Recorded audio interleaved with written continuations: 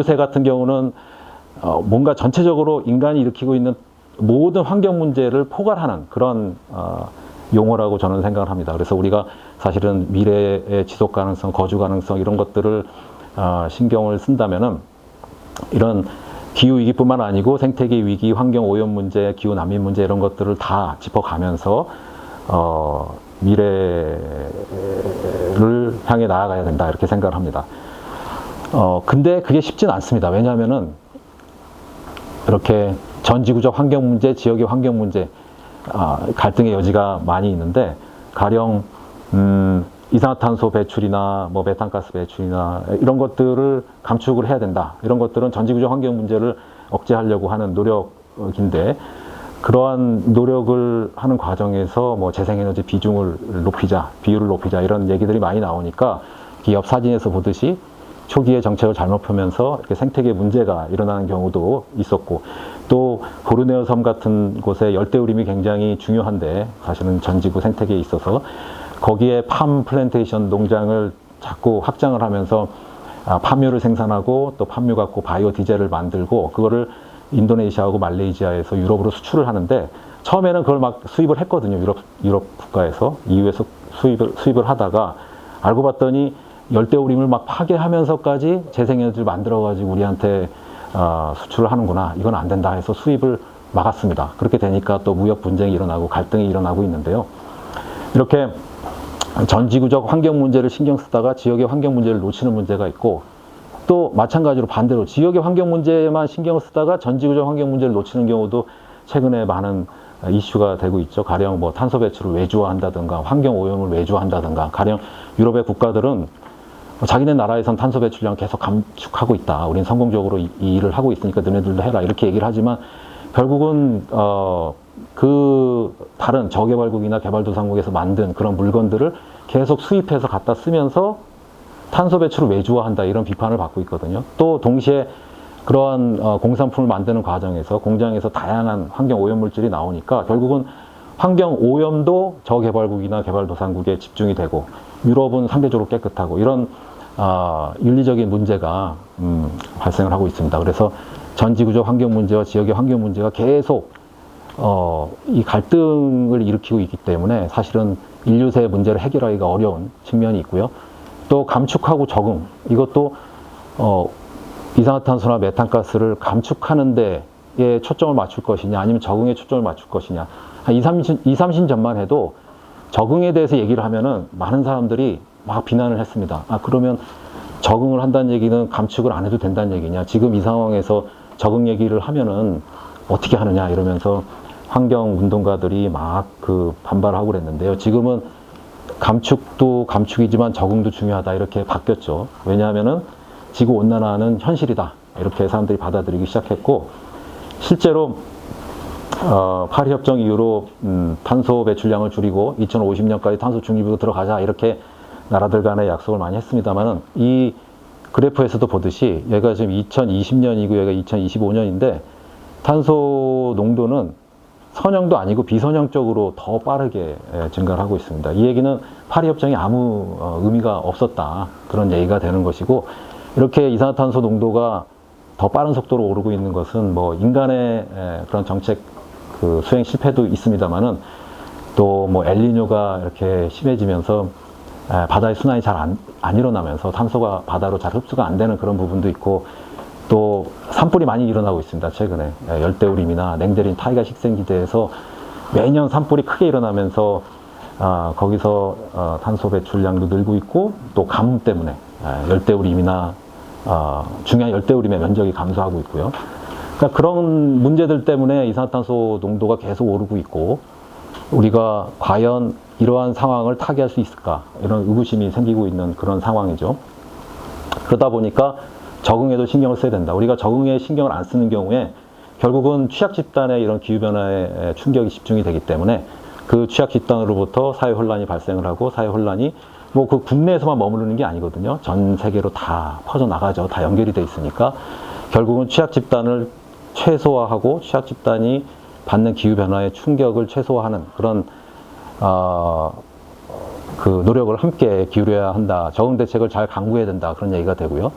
또 온난화를 완화시키는 과정에서 생태계 파괴, 이거는 이미 말씀을 드렸고, 또 효율성과 형평성 문제가 있는데 대기의 이산화탄소 농도가 너무 빠르게 오르고 있고 지구의 온도가 너무 빠르게 오르고 있으니까 이걸 어떻게든지 빠른 속도로 제어를 해야 된다, 이런 생각에 이와 같이 이렇게 설익은 정책을 펴면서 또 지역의 환경을 망가뜨린다든가 이렇게 효율성을 추구하는 정책을 펼치다가 이렇게 취약 집단이 생겨나면 안 되는 거거든요. 그래서 사람도 그렇고 또 동식물도 그렇고 또 자연 환경도 그렇고 이렇게 형평성과 효율성을 다 짚어가면서 이 인류세 문제를 해결하기 위해서 정책을 펼쳐야 되기 때문에 어려운 부분이 있습니다. 그러다 보니까 사람들이 너무 어려우니까 못하겠다 하고 거의 아무것도 안 하는 그런 상황이 돼버리고 있는 것 같은데, 근데 그렇게 되면은 문제가 더 커질 수가 있는 게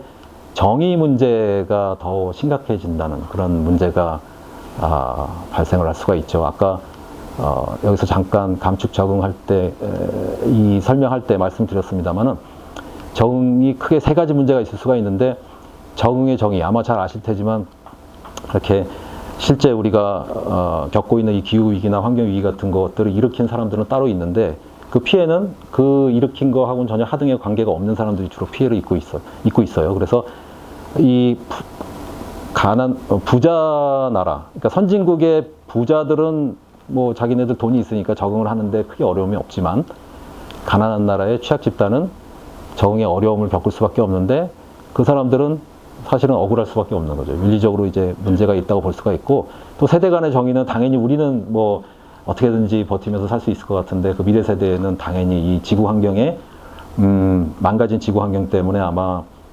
옴삭달싹할 수 없는 그런 상황에 처해질 수도 있고요. 아마 굉장히 많은 비난을 쏟을 텐데 그 이전 세대가 환경을 망가뜨린 거에 대해서 이것도 이대로 그냥 내버려 두는 것은 윤리적으로 옳지 않다, 이런 말들이 나옵니다.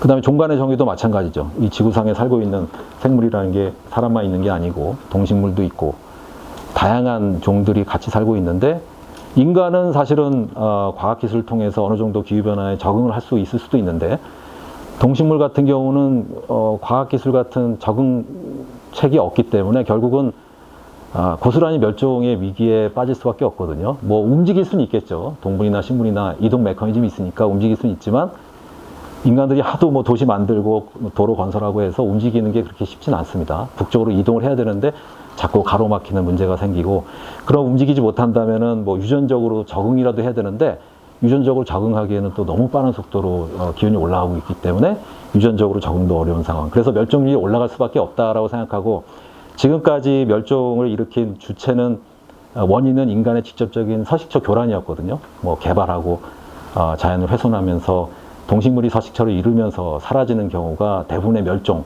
원인이었는데, 앞으로는 아마 기후변화 요인이 좀 점점 멸종 원인의 비중 가운데 큰 비중을 차지할 것이다, 이런 얘기들이 나오고 있습니다. 결국은 종 다양성의 감소가 점점 빨라질 거란 얘기죠. 그래서 우리가 최근에 6번째 대멸종이라는 말을 자주 사용하고 있습니다. 그래서 제가 지금 여러 가지 환경 문제, 그 다음에 생태계 문제에 대해서 말씀드렸고, 그러한 환경 문제나 생태계 문제 때문에 사람들의 뭐 취약 집단이 만들어지고, 그런 사람들이 결국은 참지 못하고 살기 위해서 이동을 하는 그런 상황이 앞으로는 더 자주 일어날 것 같은데요. 우리가 기후 난민이라고 부르는 집단들이죠. 이 지도는 시나리오니까 뭐 우리가 아주 뭐 이거에 대해서 중요하게 생각할 필요는 없습니다만은, 이 가장 나쁜 시나리오에서 용수량, 식량, 해수면 상승 등의 문제로 2050년 즈음에 예상되는 자국 내 난민수입니다. 그래서 국경을 이동하는 난민을 빼고 국경 안에서만 이동하는, 국경을 왔다 갔다 하는 그런 난민들은 추정하기가 어려우니까 일단은 국경 안에서만 이렇게 발생할 수 있는 난민의 수를 예측한 그런 자료인데요. 뭐 가장 최악의 시나리오 하니까 이거보다는 적은 수의 난민이 발생하겠지만, 일단 수치를 보면은 아프리카 같은 경우는 7,100만 명 정도, 그 다음에 아시아는 3,600만 명 정도, 전체 조사 지역 가운데 또 이 위쪽에 글로벌 노스 지역에 많은 선진국들하고 이런 여러 나라들은 빠져 있습니다. 주로 글로벌 사우스의 그런 좀 빈국들 중심으로 개발도상국하고 저개발국 중심으로 조사를 한 것이라서 또 일부라는 것도 감안을 해야 되고요. 여하튼 간에 2050년에 한 1억 7천만 명 정도 예상이 된다 이렇게 나와 있는데 난민이 앞으로 계속 난민의 수가 증가할 가능성이 높다는 얘기죠. 네, 이것도 뭐 충분히 예상 가능한 그리고 우리가 걱정해야 될 만한 그런 일이라고 생각을 하고 이 기후 난민이라는 게 현재도 있고 그다음에 미래에도 있을 가능성이 높아지고 있습니다만 과거에도 있었다는 얘기죠. 지금 사실은 온도가 산업화 이전 대비 1.2도 정도 올랐다고 얘기하는데 작년에 뭐 1.5도 일시적으로 넘어갔다는 얘기도 있었습니다만은 아직 평균적으로 봤을 때는 산업화 이전보다 1.2도 정도 올랐다고 얘기를 하는데요. 과거에 이게 제가 주로 연구하는 내용이거든요. 그 홀로세 기간 중에 한 5,000년 전부터 온도가 지속적으로 떨어졌습니다. 그래가지고 1350년 에서 1850년, 기원 후 1350년에서 1850년 사이가 우리가 소위 소빙기라고 부르는 시기인데 그 소빙기에 이르기까지 5000년 전부터 지속적으로 온도가 떨어지다가 소빙기에서 지금 현재의 그런 지구온난화 시대로 접어들었는데 전체 홀로세가 한 10,000년 정도 이어졌다고 우리가 보통 얘기를 하는데 전체 홀로세 가운데 가장 추웠던 시기가 소빙기라고 불리는 시기입니다. 1350에서 1850년. 그 다음에 지금 우리가 살고 있는 이 시대, 온난화를 겪고 있는 이 시대가 홀로세 중에서 가장 더운 시기예요. 그래서 가장 추운 시기에서 가장 더운 시기로 가는데 1850년부터라고 보면 한 200년 정도밖에 안 걸린 거죠. 200년 사이에 가장 추운 시기에서 가장 더운 시기로 굉장히 빠른 기후변화 시대에 우리가 살고 있다라고 말씀을 드릴 수 있을 것 같은데요. 5000년 전부터 소빙기에 이르는 기간 동안 지속적으로 온도가 떨어졌는데 그 사이사이에 500년마다 또 주기적으로 더 추워지는 그런 이벤트성 추위가 있었는데요. 그렇게 이벤트성으로 주기적으로 온도가 떨어질 때, 가물어질 때 이 위쪽에 요동 요소 지역하고 아무르강 유역, 그러니까 만주 지역이죠. 만주 지역, 연해주 지역 이렇게 넓은 이 지역이 사실은 평야 지역입니다. 만주 평야가 굉장히 넓거든요. 이 넓은 평야 지역에 있던 우리 한반도인의 조상들이죠. 이 사람들이 500년마다 추워질 때마다 남쪽으로 내려오면서 한반도 내에서 섞였고 그 중에 일부가 일본으로 건너가서 일본의 뭐 야요이 문화나 뭐 아스카 문화나 이런 문화를 창출하는데 일조했다. 뭐 이런 얘기를 제가 책에서 적었는데요. 그만큼 과거에 이 위쪽에 있던 사람들이 추워질 때마다 남쪽으로 내려왔으니까 기후 난민이라고 볼 수가 있는 것이죠. 지금하고는 방향이 반대죠. 대신에 추워져가지고 북쪽에 있던 사람이 남쪽으로 내려오는 것이고 지금은 더워져가지고 아마 남쪽에 뭐 동남아시아 쪽에서부터 이렇게 계속 북쪽으로 오려고 하는 그런 경향이 앞으로 점점 강해질 것 같은데요. 제가 말씀드리고 싶은 거는 여기서 추위가 찾아올 때 기후가 변화하는 게 0.5도에서 1도 정도 변화 정도였거든요. 그러니까 0.5도에서 1도 정도 변화해도 연평균 기온으로 당시의 과거인들은 그거를 생존을 위해서 견디지 못하고 계속 이주를 했다는 얘기죠. 이주라는 게 사실 쉽게 결정할 수 있는 그런 문제는 아닙니다. 웬만하면 버티려고 하다가 결국 도저히 못 살겠다 해가지고 움직이는 게 이주인데 과거에 500년마다 0.5도 정도만 변해도 식량이 부족해지면서 살기 어려워지면서 조금 더 따뜻한 곳으로 계속 이주해 내려왔다는 것이죠. 그러니까 미래에도 지금 이미 산업화 이전 대비 1.2도 올랐는데 기후변화 연구하는 사람들 보면은 2100년까지 한 2.7도까지 오를 가능성이 가장 높다라고 보거든요. 한 60% 정도 전문가들이 그렇게 예측을 했습니다. 2100년도에 2.7도까지 올라간다고 한다면 지금보다 1.5도가 더 올라간다는 얘기거든요. 그러면 그 얘기는 지금도 사실은 1.2도 올라간 상태에서 기상이변이나 자연재해 이런 것들이 많아져가지고 사람들이 걱정을 하고 있는데 여기서 1.5도가 더 올라가면은 상당히 위험해질 수가 있는 것이죠. 네. 그러면 난민의 그런 수나 또 이동 거리나 이런 것들이 더 늘어날 가능성이 있다는 것이죠. 실제 산업화 이전 대비 4도 정도 올랐을 때 어떻게 지구 환경이 변할 것인가를 예측한 또 시뮬레이션이 있습니다. 이것도 믿을 만한 거라고 저는 생각은 안 하는데 뭔가 경각심을 불러일으킨다는 측면에서 제가 한번 소개를 해드리면은 이 갈색으로 표시되어 있는 부분이 산업화 이전 대비 4도 이상 올랐을 때 사막으로 변하는 그런 그 지역을 갈색으로 표시를 한 거거든요. 네, 이렇게 황토색으로.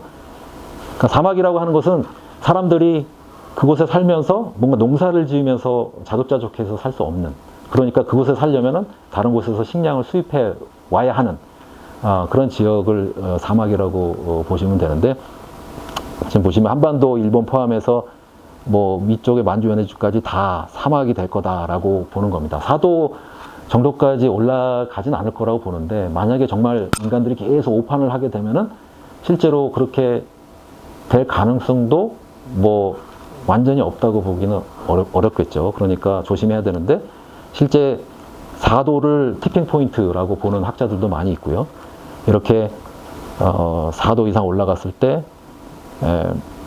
한반도를 포함한 동북아시아 전역이 사막으로 변하니까 결국 이 한반도에 살고 있는 우리의 아마 후손이 될 텐데, 4도가 올라간다면 그럼 이 사람들이 어디론가 또 이주를 하려고 할 겁니다. 주로 북쪽으로 올라가려고 하겠죠. 그래서 뭐 캐나다나 시베리아나 스칸디나비아 반도나 이런 쪽으로 사람들이 막 몰려갈 텐데, 뭐 사람들만 가진 않겠죠. 사람들도 가고 동물들도 가고 그러면서 막 또 동물들하고 사람들 간의 경쟁도 일어날 거고, 이 먹을 거를 둘러싸고, 그러니까 그 과정에서 인간성은 다 파괴될 거고 새로운 인류가 아마 만들어질 텐데요. 실제 그냥 이거는 뭐 우리가 쉽게 추정해 볼 수 있는 것은, 제가 모빌리티 연구원이라서 이런 얘기를 굳이 하는 겁니다. 여기서 만약에 이주를 한다 그랬을 때 아주 뭐 기득권이 있고 부자고 이런 그런 사람들은 움직이려고 하지 않을 가능성이 높겠죠. 자기가 갖고 있는 그런 자원을 통해 가지고 그냥 난 이곳에 머물러서 어떻게든 버티겠다, 이렇게.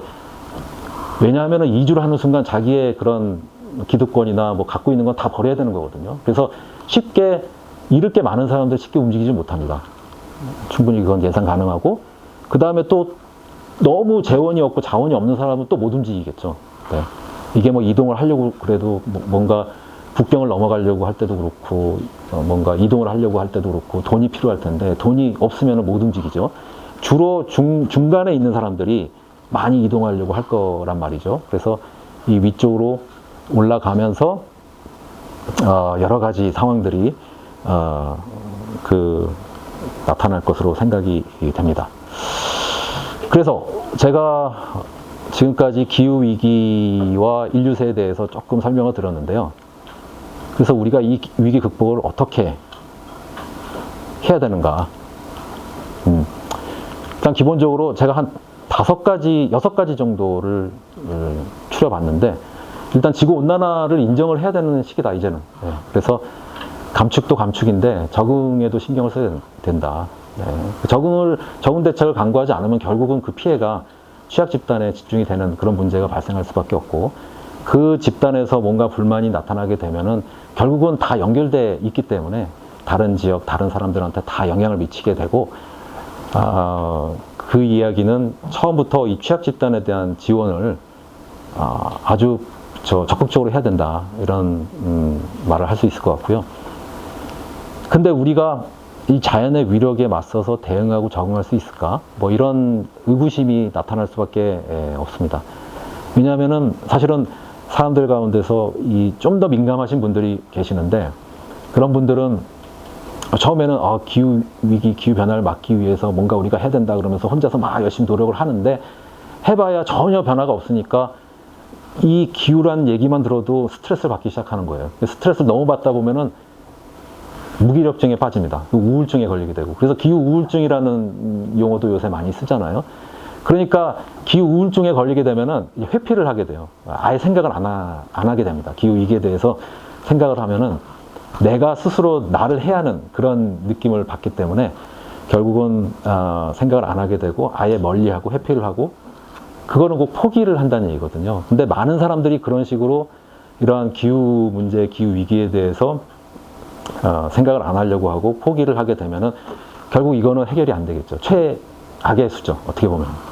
그래서 너무 민감하게 이 기후 위기를 감정이입하면서 바라보면 안 된다. 저는 그렇게 생각을 하고 뭔가 좀 객관적으로 이성적으로 지금 문제를 진단할 필요가 있다. 개인도 전문가만 그렇게 하는 게 아니고 개인들도 그렇게 볼 필요가 있고 좀 뭔가 차가운 이성으로 뭔가를 이렇게 기후변화의 상황을 판단을 해야 되는데 그러려면 뭔가 많이 알아야겠죠. 그래서 열심히 이제 개인도 스스로 이런 지식을 얻으려고 노력을 하고 또 교육자들은 교육도 활발하게 하고 전문가들은 대중들한테 지식을 전파하려고 노력을 하고 과학자들은 또 정확한 데이터를 생산하기 위해서 노력을 하고 이렇게 각계각층의 사람들이 각자 해야 되는 일을 열심히 해야 된다. 그렇게 하면은 뭔가 좀 풀리는 길이 보이지 않을까 이런 생각을 해봅니다. 중요한 거는 안 된다. 이거는 어차피 안 되는 거다. 기후변화 못 막는다. 그리고 인류는 언젠가는 멸망할 거다. 모든 생물들은 다 멸종을 하는데 뭐 인간도 멸종해야지. 이렇게 그냥 생각을 하는 분들을 많이 볼 수가 있는데 그것도 좀 달리 생각해 봐야 되는 게 뭔가 지속 가능하게 조금 더 오랫동안 잘 살 수 있으면 그게 더 좋은 거죠. 갑자기 멸망하는 것보다는. 그래서 이거를 어차피 멸종되고 멸망할 거다라고 생각을 하기보다는 뭔가 인간의 잠재력을 키우면서 인간의 선한 의식을 높게 평가하면서 이 문제를 해결할 수 있다는 그런 긍정 윤리를 갖는 게 중요하다라고 생각을 하고요. 그러기 위해서 중요한 게 뭐 계속 나오는 얘기지만 인간 중심주의에서 탈피해야 된다. 뭐 너무 뻔한 얘기죠. 그 다음에 어떻게 이 지구 온난화 현 상황을 정확하게 파악할 것인가. 결국 지구 시스템 과학적으로 이걸 바라봐야 된다 얘기를 하고 아까 지구 시스템 과학 박범순 교수님께서 잠깐 말씀하셨지만 결국은 시스템적으로 바라봐야 된다는 것이죠. 환원주의적으로 뭐 대기, 해양, 기후, 뭐 지질 이런 걸 따로따로 보는 게 아니고 그것들을 요소들을 다 연구를 하고 그 요소들 간에 어떠한 피드백들이 있는가. 결국 중요한 건 피드백이라는 얘기거든요. 피드백이 얼마나 서로 영향을 주고받고 있는가를 정확하게 파악을 해야 우리가 정확히 현재 문제를 알 수가 있고 미래를 정확하게 예측을 할 수 있다라는 얘기입니다. 그래서 이 시스템적으로 바라볼 필요가 있다. 20세기 중반까지 사실은 학문이 어떻게 보면은 디테일하게 파고 들어가는 거에 포커스를 맞춰서 그런 방향으로 학문의 발전이 이루어졌다면 지금 환경 위기 시대에는 뭔가 그런 환원주의적인 것보다는 이렇게 복잡계나 이런 것들을 연구를 하면서 시스템적으로 지구 환경을 바라볼 필요가 있다. 그렇게 말씀드릴 수 있을 것 같고 인문사회과학자들은 사회생태 시스템 거의 비슷한 겁니다. 그래서 복잡계나 사회생태 시스템, 지구 시스템과 그 다음에 라투르가 얘기하는 행위자 연결망 이론 이런 것들이 다 어떻게 보면은 다 비슷한 것을 얘기하고 있어요. 근데 과학자들은 지구 시스템 과학이라고 얘기를 하고 그 다음에 인문사회과학자들은 라투르 얘기를 하고 이런 거라고 저는 생각을 합니다. 그 다음에 또 거주 가능성도 말씀해 주셨지만 지속 가능한 발전에 대해서 뭐 비판하는 사람들이 많이 있습니다. 지속 가능성하고 발전하고 이게 연결이 되느냐. 저도 뭐 비슷한 생각이고요. 지속 가능성하고 발전을 좀 떼놓고 봐야 되지 않느냐. 이런 생각을 하고 지속 가능성보다도 거주 가능성이 앞으로는 훨씬 더 중요한 용어로 그렇게 자리매김해야 된다라고 생각을 합니다. 결국은 지속 가능성도 어떻게 보면은 인간 중심적인 생각이거든요. 인간 사회가 어떻게 지속 가능하느냐. 지속 가능하게 유지될 것인가. 이거에 포커스를 맞춰서 계속 생각을 하는 건데 거주 가능성은 인간뿐만 아니고 다른 식물, 동물이 이 지구상에서 얼마나 오랫동안 온전하게 살아갈 수 있는가. 그것을 다루는 용어가 거주 가능성이니까요. 거주 가능성이 앞으로 좀 더 자주 언급이 돼야 될 필요가 있다고 생각을 합니다. 그 다음에 인류세에 걸맞는 철학과 윤리가 정립이 돼야겠죠. 그래서 뭐 포스트 휴머니즘이니 신유물론이니 행위자 연결망 이론이니 그 다음에 또 여러 가지 있지 않습니까? 그런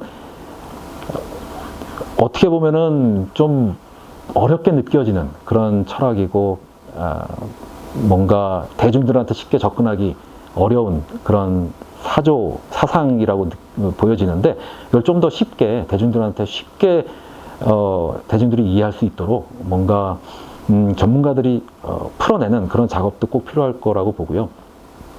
결국은 저는 이 뭔가 경제적인 인센티브, 뭐 ESG나 RE100이나 뭐 탄소 배출권이나 탄소 국경 조정 제도나 뭐 이런 것들 많은 아이디어들이 나오고 있습니다만은, 그런 것들은 단기적으로 효과가 있을지 몰라도 장기적으로 보면은 경제적인 인센티브는 어렵다라고 보고, 또 과학기술도 마찬가지입니다. 과학기술도 어떻게 보면은 지구공학적인 방법을 통해 가지고 이 문제가 해결이 될 것이다라고 긍정적으로 보는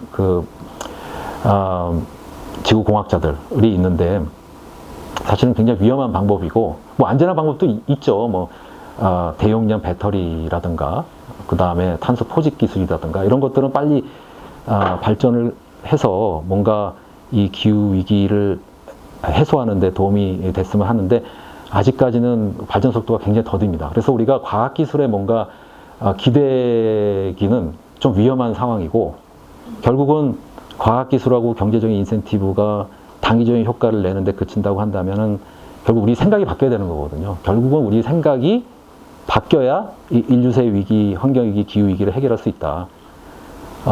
그래서 사고의 전환, 가치의 전환, 이런 것들이 필요하다. 많은 사람들이 얘기를 하고 있고, 그 과정에서 인류세에 걸맞는 철학과 윤리가 꼭 필요한 거죠. 그리고 공존, 공생, 포용, 이런 단어들이 훨씬 지금보다 더 중요해지는 그런 상황이 와야 된다라고 생각을 하고요.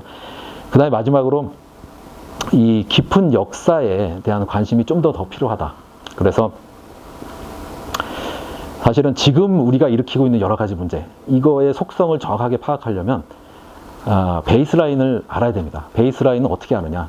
그러니까 인간이 영향을 정확히 알 수 있거든요. 그래서 그러한 베이스라인을 알려면 과거로 돌아가 봐야 되는 거죠. 과거로 돌아가서 뭐 과거의 환경에 대해서 복원하는 그런 연구들이 꾸준하게 이루어져야 되고, 그거와 지금의 상황하고 비교해 가면서 지금 인간이 일으키고 있는 문제들을 이해하려고 하는 노력을 해야 되는데, 그래서 저는 최근에 비키스토리 책들이 인기를 얻는 이유도 이 미래 환경 위기에 대한 두려움에 있다라고 생각을 하는데, 가령 뭐 코스모스나 사피엔스나 청균세 같은 그런 비키스토리 책이 인기를 얻는 이유는 과거에서부터 어떠한 정보 이런 것들을 취해서 미래에 좀 더 나은 방향으로 살 수 있게끔 도움을 얻으려고 하는 그런 사람들의 생각 때문에 이런 비키스토리에 대한 인기가 계속 유지가 되는 게 아닌가, 이런 생각을 합니다. 그래서 깊은 역사에 대한 관심을 좀 가지고 과거에서 계속 정보를 얻어서 미래에 좀 더 대비할 수 있는 나은 방향으로 인간 사회가 갈 수 있도록 그렇게 유도할 수 있는 그런 시도가 더 필요하지 않나 생각을 합니다. 그 다음에 제가 뭐 이렇게 여러 가지 있는데요. 다 했던 얘기이기 때문에, 이미 한 얘기이기 때문에 그냥 관심 있으신 분들 읽어보시면 되겠습니다. 네, 여기까지 하고 마치도록 하겠습니다. 감사합니다.